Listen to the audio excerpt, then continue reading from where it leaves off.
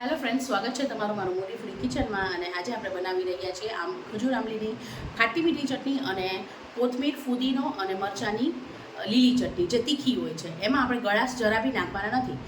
મને ખબર છે કે તમને લોકોને ખબર જ છે કે આ બંને ચટણીઓ કેવી રીતે બને છે, પણ તોય છતાં હું આજે તમારી જોડે આ રેસીપી શેર કરીશ, કારણ કે જે બિગિનર્સ છે એ લોકો માટે આ રેસીપી જરૂરી છે.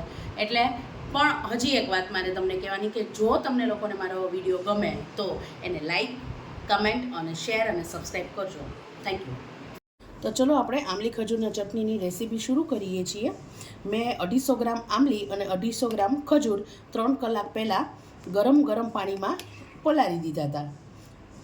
જો હવે આ પલળીને 3 થી 3.5 કલાક પછી પલળીને આવા થઈ ગયા છે. આપણે ખજૂરનું ટેક્સચર જો કેવું, આપણે આવું કરીએ એટલે તરત આ બિયા સહિત બહાર નીકળે છે. આંબલી પણ જો એકદમ પોચી થઈ ગઈ છે, એમને આમાં નીકળે છે. હવે આને આપણે વ્યવસ્થિત એક ચાળણીમાં ચાળી અને આનો પલ્પ ગાળી લેશું.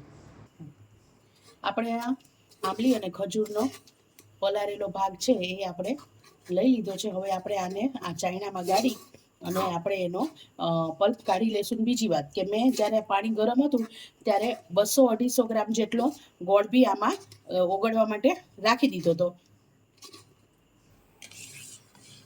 તમે જોઈ શકો છો આપણો પલ્પ તૈયાર છે. મેં એમાં થોડું પાણી ઉમેર્યું છે એટલે થોડું પતલું થઈ ગયું છે. હવે આપણે આમાં તમારા ચોઈસ છે. તમારે ખાંડ નાખવી હોય તો તમે ખાંડ નાખી શકો છો, ને ગોળ નાખવો હોય તો તમે ગોળ નાખી શકો છો. પછી સહેજ મસાલો, મીઠું, સંચળ અને સહેજ ચાટ મસાલો નાખીને આપણે આને બહુ જ ઉકળવા દઈશું. તો તમે જોઈ શકો છો કે આપણે આંબલીની ચટણી તૈયાર છે. આવી આની કન્સિસ્ટન્સી છે. મેં થોડી પતલી રાખી છે કારણ કે મારે ચાટમાં ને ભેળ માટે જોઈએ છે. તમારે હજી થોડી જાડી જોઈતી હોય તો આને હજી થોડી 10 થી 15 મિનિટ ઉકળાવજો, એટલે આની કન્સિસ્ટન્સી હજી જાડી થઈ જશે. અને આ ઠરી જાય એટલે તમે આને એક ડબ્બામાં કે પ્લાસ્ટિકના કે પછી કોઈ સ્ટીલના ડબ્બામાં પેક કરી અને ફ્રીઝરમાં સ્ટોર કરી શકો છો. તમારે ગમે ત્યારે ખાવી હોય તો ઇન્સ્ટન્ટ તમારે બનાવવાની જરૂર નહીં પડે. અને બીજી વાત, મારે તમને હજી બીજી વાત કહેવી છે કે ધારો કે તમારે ઇન્સ્ટન્ટ કોઈ ગેસ્ટ આવી ગયા છે અને તમારે જો આ કરવું હોય તો તમે બીજું એક ઓર બી આઈડિયા કરી શકો છો કે જો આમચૂર પાવડર ઘરમાં પડ્યો હોય તો તમે આમચૂર પાવડરમાં સહેજ પાણી નાખી એમાં આ બધો મસાલો જે આંબલીની ચટણીમાં આપણે નાખીએ છીએ એ નાખી, ખાંડ નાખો તો ખાંડ, ને ગોળ નાખો તો ગોળ, એને બહુ ઉકળાવી લો એટલે તમને સેમ આ જ કલરની ચટણી તમને મળી જશે. એટલે તમારે આંબલી ખજૂર ન હોય તો બી તમે આમચૂરના મદદથી ઇન્સ્ટન્ટ તમે ચટણી બનાવી શકો છો. તમે જોયું કે આપણે આંબલીની ચટણી બનાવીને તૈયાર કરી દીધી છે કે ગમે ત્યારે આપણે અચાનક જરૂર પડે તો આપણે બનાવી ના પડે ને આપણે રેડી ઘરમાંથી જ ઉપયોગ કરી શકીએ.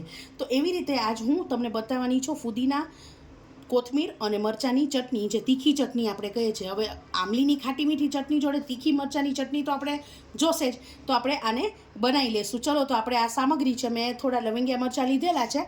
જો તમને ઓછું તીખું પસંદ હોય તો તમે લીલા સેટ પોપટી કલરના આવે ઓછા તીખા એ બી લઈ શકો છો. મેં થોડો ફુદીનો લીધો છે 20 થી 50 ગ્રામ જેટલો, થોડી કોથમીર લીધી છે, એક અડધું લીંબુ લીધું છે, ચાટ મસાલો લીધું છે અને સંચળ પાવડર લીધો છે. મેં જેટલી બી લીલા ચટણીની સામગ્રી બતાવી હતી એ બધી મેં મિક્સર જારમાં લઈ લીધી છે. હવે આપણે આને પેસ્ટ બનાવી લઈશું. તો તમે જોઈ શકો છો કે આપણી તીખી, મીઠી અને ચટપટી તીખી ચટણી આપણે તૈયાર છે.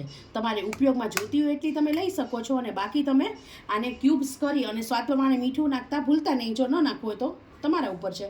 અને આમાં તમારે જો સ્ટોર કરવી હોય તો તમે બરફની ટ્રે હોય એની અંદર તમે ક્યુબ્સ બનાવીને બી સ્ટોર કરીને રાખી શકો છો. જ્યારે તમારે ઉપયોગમાં જોતી હોય ત્યારે 1-1.5 કલાક પહેલાં કાઢી અને બહાર મૂકી દેવાની. આવી રીતે તમે આ ચટણી અને આંબલીની ચટણી બંને સ્ટોર કરીને રાખી શકો છો અને ગમે ત્યારે ઉપયોગમાં લઈ શકો છો.